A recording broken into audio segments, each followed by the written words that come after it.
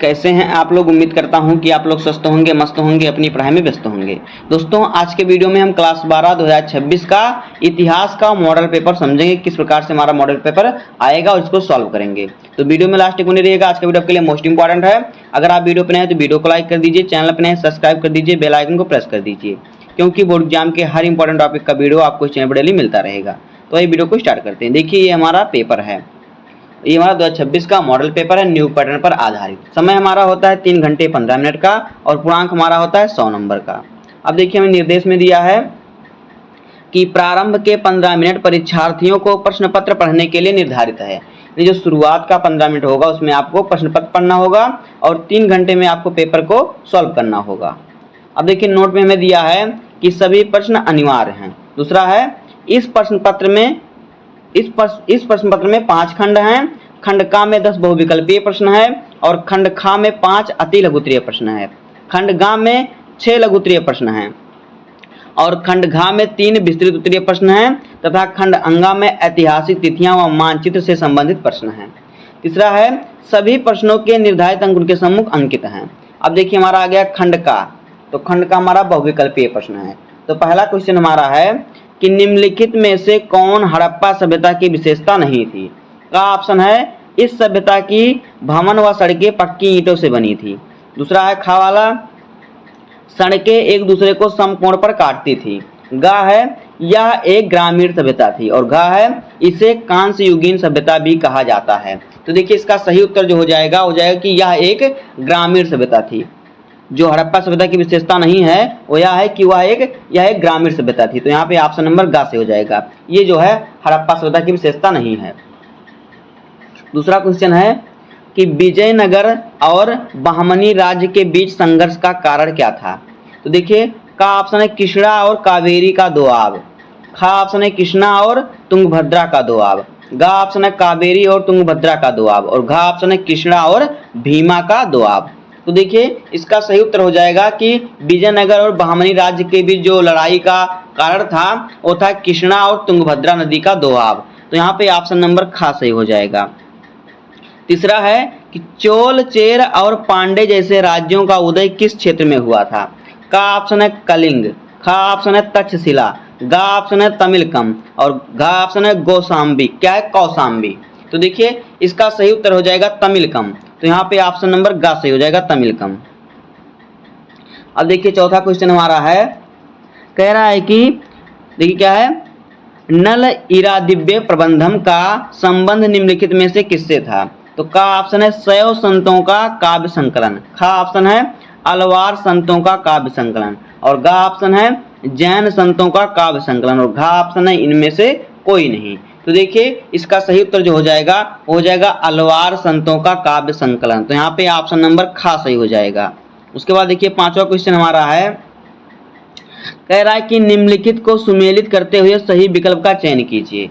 तो देखिए बाजरे के दाने हैं जो ये जाएगा गुजरात पर और फिर मिट्टी से बने हल का प्रारूप कहाँ पे मिला है बनावली और फिर जुते हुए खेत का साक्ष्य कहाँ जाएगा कालीबंगन और फिर नहरों का अवशेष कहाँ पे मिला सोरतू खाई में।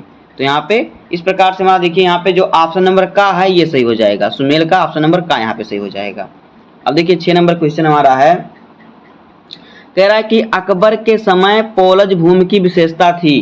का ऑप्शन है ऐसी भूमि जिस पर कुछ दिनों के लिए खेती रोक दी जाती थी और खा ऑप्शन है ऐसी भूमि जो 3 या 4 वर्ष तक खाली रहती थी और गा ऑप्शन है ऐसी भूमि जिसमें एक के बाद हर एक फसल की सालाना खेती होती थी और घा ऑप्शन है ऐसी भूमि जिस पर 5 या उससे ज्यादा वर्षों तक खेती की गई हो, खेती ही नहीं की गई हो। तो देखिए इसका सही उत्तर हो जाएगा कि ऐसी भूमि जिसमें एक के बाद एक हर फसल की सालाना खेती होती थी। तो यहाँ पे ऑप्शन नंबर हमारा गा सही हो जाएगा। अब देखिए 7 नंबर क्वेश्चन हमारा है कि इस्तमरारी बंदोबस्त के अंतर्गत ऑप्शन है ईस्ट इंडिया कंपनी ने राजस्व की राशि निश्चित कर दी। बा ऑप्शन है इस व्यवस्था को बंगाल में लागू किया गया और सा ऑप्शन है इस व्यवस्था को लागू करने के समय कार्नवालिस बंगाल का गवर्नर था और द ऑप्शन है निर्धारित राजस्व राशि जमा न करने पर जमींदार की संपदा नीलाम करने की व्यवस्था थी। तो देखिए यहाँ पे ऑप्शन नंबर हमारा जो होगा सही होगा उपयुक्त सभी। यहाँ पे चारों ऑप्शन सही हो जाएंगे, तो यहाँ पे उपयुक्त सभी होगा। अब देखिए 8वां क्वेश्चन हमारा है कि 1798 ईस्वी की सहायक संधि के प्रारूप किसने तैयार किया था? का ऑप्शन है लॉर्ड डलहौजी, और घ ऑप्शन है लॉर्ड कैनिंग, ग ऑप्शन है हेनरी हार्डिंग, और घ ऑप्शन है लॉर्ड बेलेजली। तो देखिए इसका जो सही उत्तर हो जाएगा वो हो जाएगा लॉर्ड बेलेजली। तो यहाँ पे ऑप्शन नंबर हमारा घ सही हो जाएगा। अब देखिए 9 नंबर क्वेश्चन हमारा क्या है। 9 नंबर क्वेश्चन है कि चौरी चौरा के हिंसक घटना के बाद किस आंदोलन को स्थगित कर दिया गया? तो देखिए यहाँ पे ऑप्शन का है भारत छोड़ो आंदोलन, और ख ऑप्शन है सविनय अवज्ञा आंदोलन, ग ऑप्शन है असहयोग आंदोलन, और घ ऑप्शन है होम रूल आंदोलन। तो देखिए चौरी चौरा की हिंसक घटना के बाद असहयोग आंदोलन को बंद कर दिया गया था। तो यहाँ पे ऑप्शन नंबर ग सही हो जाएगा। 10 नंबर क्वेश्चन देखिए क्या है। कह रहा है कि संविधान सभा में ऐतिहासिक उद्देश्य का प्रस्ताव किसने पेश किया था? का ऑप्शन है महात्मा गांधी, ख ऑप्शन है जवाहरलाल नेहरू, ग ऑप्शन है राजेंद्र प्रसाद, और घ ऑप्शन है वल्लभ भाई पटेल। तो देखिए इसका सही उत्तर हो जाएगा जवाहरलाल नेहरू। तो यहाँ पे ऑप्शन नंबर ख सही हो जाएगा। अब देखिए खंड ख हमारा आ गया। तो खंड ख में हमारा क्या है? अति लघुत्तरीय प्रश्न है। यहाँ पे हर प्रश्न आपका 2 नंबर का है। तो देखिए अति लघुत्तरीय प्रश्न में प्रश्न संख्या 11 क्या कह रहा है। देखिए कह रहा है कि अकबर के काल में खुद काश्त व पाही काश्त किसानों में क्या अंतर था? देखिए खुद काश्त व पाही काश्त किसान में अंतर क्या था, इसको बताना है हमें। तो ये हमारा क्वेश्चन है। तो इसका आंसर देखिए किस प्रकार से होगा। देखिए अकबर के काल में खुद काश्त किसान अपने गांव के निवासी होते थे, यानी वो अपने गांव में रहते थे और अपनी जमीन पर, खुद की जमीन पर खेती करते थे। कौन? जो खुद काश्त किसान थे। लेकिन जो पाही काश्त किसान थे ये क्या करते थे? दूसरी जगह पर रहकर ठेके पर या बटाई पे, किराए पे लेके खेती करते थे, या बटाई पे लेके या फिर ठेका पे लेके खेती करते थे। ये था खुद काश्त और पाही काश्त किसान में अंतर। उसके बाद देखिए 12 नंबर क्वेश्चन है कि भारतीय पुरातत्व का जनक किसे कहा जाता है, या भारतीय पुरातात्विक सर्वेक्षण के जनरल कब बने? तो देखिए भारतीय पुरातत्व का जनक किसे कहते हैं? अलेक्जेंडर कनिंघम को। देखिए इनका नाम इस प्रकार से रहेगा, अलेक्जेंडर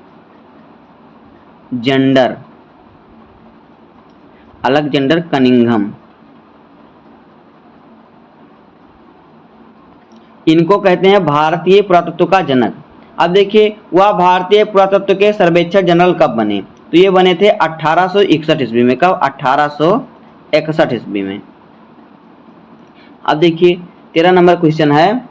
कह रहा है कि बुद्ध के जीवन में निम्नलिखित स्थानों का क्या संबंध है? का ऑप्शन है लुम्बिनी। तो लुम्बिनी में बुद्ध का जन्म हुआ था। क्या हुआ था? जन्म हुआ था। उसके बाद है ख ऑप्शन है बोध गया। तो बोध गया में क्या हुआ था? बोध गया में इन्हें ज्ञान की प्राप्ति हुई थी, इन्हें ज्ञान प्राप्त हुआ था।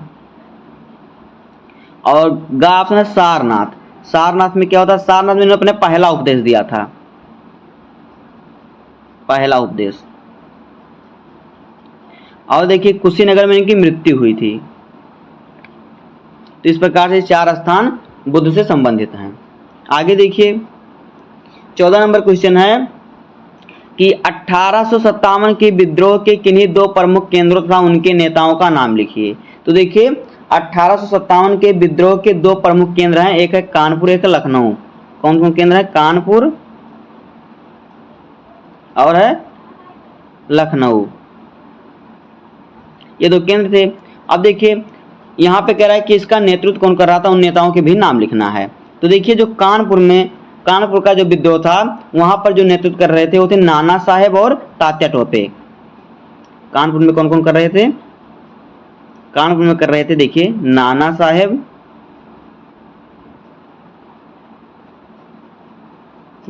और फिर तात्या टोपे। और फिर देखिए और एक स्थान था लखनऊ। तो लखनऊ में देखिए कौन नेतृत्व कर रहा था? लखनऊ में जो नेतृत्व कर रही थी वो थी बेगम हजरत महल। कौन थी? हजरत महल, बेगम हजरत महल। उसके बाद देखिए अगला क्वेश्चन हमारा है कह रहा है कि भारत का संविधान कब लागू हुआ, संविधान सभा के अध्यक्ष कौन थे। तो भारत का संविधान देखिए 26 जनवरी 1950 को लागू हुआ। और इसके संविधान सभा के अध्यक्ष कौन थे, भारत के प्रथम राष्ट्रपति डॉक्टर राजेंद्र प्रसाद, डॉक्टर राजेंद्र प्रसाद थे। इस प्रकार से होगा इन क्वेश्चनों का आंसर। अब देखिए आगे हमारा खंडगा, तो खंडगा में हमारा है लघु उत्तरीय प्रश्न, तो यहाँ पे हर प्रश्न आपका 5 नंबर का होगा। तो देखिए यहाँ पे 16 नंबर क्वेश्चन है कि सांची के स्तूप के संरक्षण में भोपाल की बेगमों की भूमिका का वर्णन कीजिए। यह क्वेश्चन 5 नंबर का है। और 17 नंबर क्वेश्चन है कि अभिलेखों के अध्ययन के समय अभिलेख शास्त्रियों को होने वाली कुछ समस्याओं की सूची बनाइए। ये भी क्वेश्चन 5 नंबर का है। और 18 नंबर क्वेश्चन है कि वेसरिया और बासरिया सूफी परंपरा के बीच एक रूपता और अंतर दोनों को स्पष्ट कीजिए। ये क्वेश्चन भी 5 नंबर का है। अब देखिए 19 नंबर क्वेश्चन है विजयनगर की जल आवश्यकताओं को किस प्रकार पूरा किया जाता था। ये भी क्वेश्चन 5 नंबर का है। और 20 नंबर क्वेश्चन है अस्थायी बंदोबस्त में जमींदार अपनी जमींदारियों पर किस प्रकार नियंत्रण बनाए रखते थे। ये भी 5 नंबर क्वेश्चन है। और 21 नंबर क्वेश्चन हमारा है कि संविधान सभा के सामने पेश किए गए उद्देश्य प्रस्ताव में किन आदर्शों पर जोर दिया गया। ये भी क्वेश्चन 5 नंबर का। तो इन सभी क्वेश्चनों को आपको तैयार कर लेना है, सभी बहुत ही इंपॉर्टेंट क्वेश्चन है। उसके बाद देखिए हमारा आ गया खंडघा, तो खंडघा में हमारा दीर्घ उत्तरीय प्रश्न है। यहाँ पे हर प्रश्न आपका 10 नंबर का है। तो 22 नंबर क्वेश्चन है कि पुरातात्वविद किस प्रकार अतीत का पुनर्निर्माण करता है। ये भी क्वेश्चन 10 नंबर का है। अथवा करके दिया है स्तूप क्यों और किस प्रकार बनाए जाते थे। तो इन दोनों क्वेश्चन में से आपको एक ही क्वेश्चन सॉल्व करना होगा, यहाँ से आपको मिलेंगे 10 नंबर। अब देखिए हमारा 23 नंबर क्वेश्चन है कि स्वाधीनता आंदोलन के दौरान अवध में विद्रोह इतना व्यापक क्यों था, किसान, ताल्लुकदार और जमींदार उसमें क्यों शामिल हुए। ये भी क्वेश्चन 10 नंबर का है। अथवा करके दिया है क्वेश्चन और कि असहयोग आंदोलन एक तरह का प्रतिरोध था, स्पष्ट कीजिए आंदोलन क्यों स्थगित कर दिया गया। तो इन दोनों क्वेश्चनों में से आपको सिर्फ एक क्वेश्चन का आंसर लिखना होगा, यहाँ से आपको मिलेंगे 10 नंबर। उसके बाद देखिए 24 नंबर क्वेश्चन है कि सूफी मत के मुख्य धार्मिक विश्वासों और आचारों की व्याख्या कीजिए। ये भी क्वेश्चन 10 नंबर का है। अथवा करके दिया किताब उल बिंद का पर लेख लिखिए। तो इन दोनों क्वेश्चनों में से आपको एक क्वेश्चन सॉल्व करना होगा, यहाँ से आपको मिलेंगे 10 नंबर। अब देखिए आ गया खंड अंगा।